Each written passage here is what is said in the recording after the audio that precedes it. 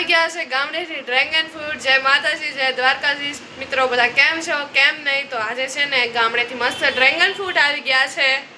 સવારમાં છે dragon fruit આવી ગયા છે એટલે જાગીને સીધી પીસી કરીને અહીંયા ડ્રેગન ફ્રૂટ ખાવા આવી ગઈ, જેનો મેં સ્પેશિયલ વિડીયો બનાવ્યો તો ભૂલથી બેંગન ફ્રૂટ બોલાવી બહુ રોસ્ટિંગ થઈ હતી મારી એમાં કમેન્ટમાં। આ બેંગન ફ્રૂટ શું છે? Dragon fruit. ડ્રેગન ફ્રૂટ નહીં, બેંગન ફ્રૂટ। ડ્રેગન ફ્રૂટ છે, બેંગન ફ્રૂટ છે, બેંગન ફ્રૂટ, આને શું કહેવાય? બેંગન ફ્રૂટ, બેંગન ફ્રૂટ। જય માતાજી, ગુડ મોર્નિંગ બધાને। કેમ છો? બધા મજામાં? આજે સવારમાં જીનલ પીસી કરીને સીધી ડ્રેગન ફ્રૂટ ખાવા બેસી ગઈ છે। જુઓ તમે, કારણ કે ગામડેથી આવી ડ્રેગન ફ્રૂટ ને બેંગન ફ્રૂટ, ડ્રેગન કહેવાય કે બ્રેંગન કહેવાય? ડ્રેગન, ડ્રેગન જ કહેવાય છે, બેંગન કહેવાય। ચીનલે ડ્રેગન નો કહેવાય, ડ્રેગન।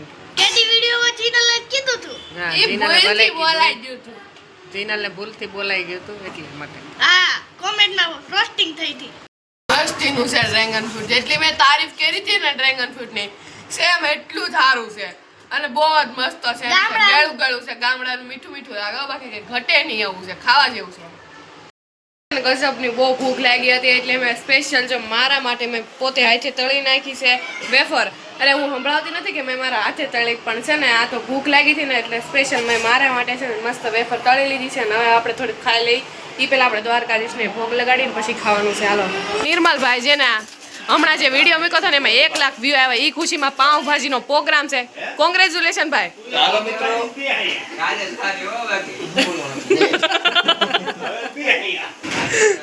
ભૂલાઈ ગયું।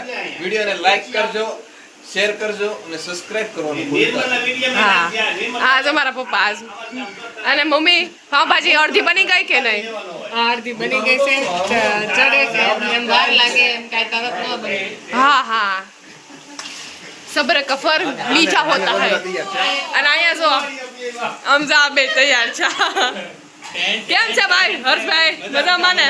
એકદમ મજા છે, પણ અત્યારે સચમાં એક દંડનું ભાઈ પાઉંભાજી બનાવે છે ને આ બધા આમ જો પાઉંભાજી હાટું વાટે છે, પણ બધા વાતુમાં છે। આમ જો મારી મમ્મી જો પાઉંભાજી હાટ બનાવવાની તૈયારી કરે છે। બગડા સટી બધું તૈયાર છે, બસ પાઉં હેકાય છે અહીંયા મમ્મી, અને બધું પોણું ભાગનું કામ પૂરું થઈ ગયું ને માં?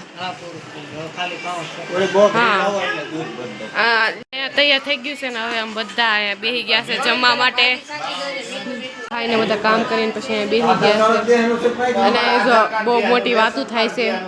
ગરમી થતી એટલે મસ્ત આવી જાય એસીનો પવન ખાવા। અહીંયા જો ભાઈ ફોન જોવે છે, આ ભાઈ ફોન જોવે છે, કાળા અંધારામાં કઈ દેખાતું નહીં, જો આ ભાઈ ફોન જોવે છે। હવે મળીએ આપણે આગલા વ્લોગમાં, ત્યાં સુધી લાઈક શેર સબસ્ક્રાઇબ કરવાનું ભૂલતા નહીં ને સાથે સાથે ફોલો પણ કરતા જાજો। મળીએ હવે આગલા વ્લોગમાં। જય દ્વારકાધીશ બધાને।